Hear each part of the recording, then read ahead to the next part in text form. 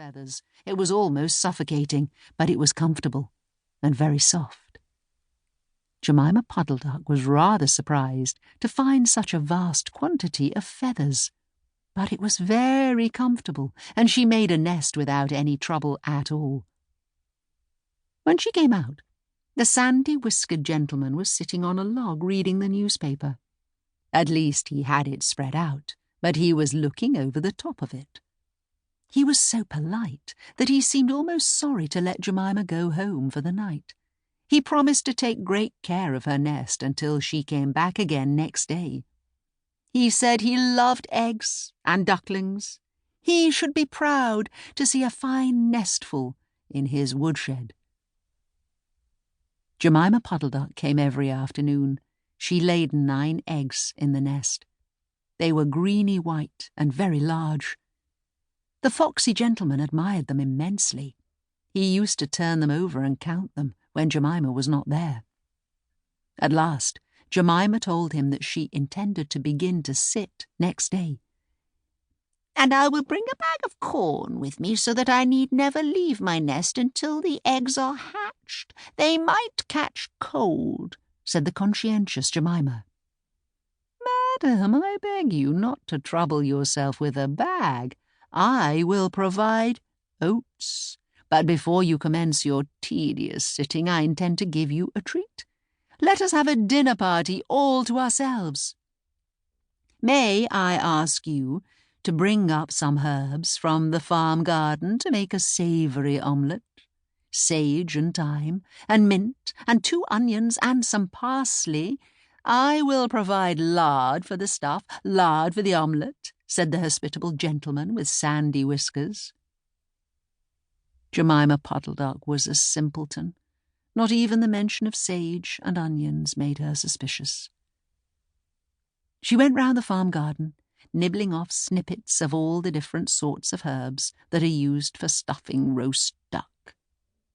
And she waddled into the kitchen and got 2 onions out of a basket. The collie dog, Kep, met her coming out. "What are you doing with those onions? Where do you go every afternoon by yourself, Jemima Puddle-Duck?" Jemima was rather in awe of the collie. She told him the whole story. The collie listened, with his wise head on one side. He grinned when she described the polite gentleman with sandy whiskers. He asked several questions about the wood and about the exact position of the house and shed. Then he went out and trotted down the village. He went to look for 2 foxhound puppies who were out at walk with the butcher. Jemima Puddle-Duck went up the cart road for the last time on a sunny afternoon. She was rather burdened with bunches of herbs and 2 onions in a bag. She flew over the wood and alighted opposite the house of the bushy, long-tailed gentleman.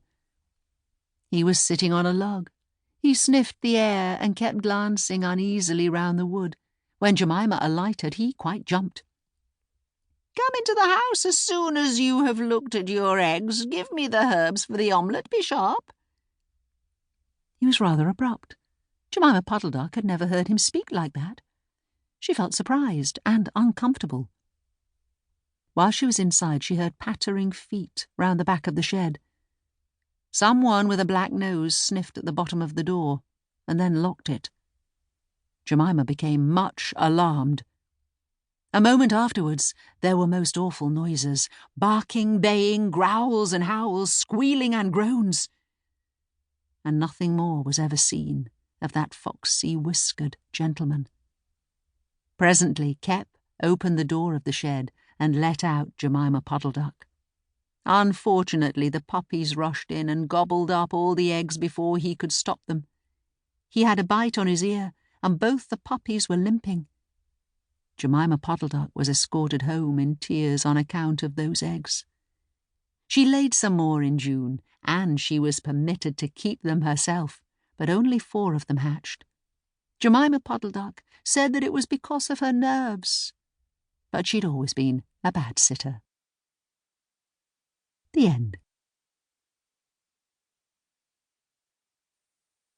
This recording of The Tale of Jemima Puddle-Duck by Beatrix Potter was presented by Dreamscape Media, LL.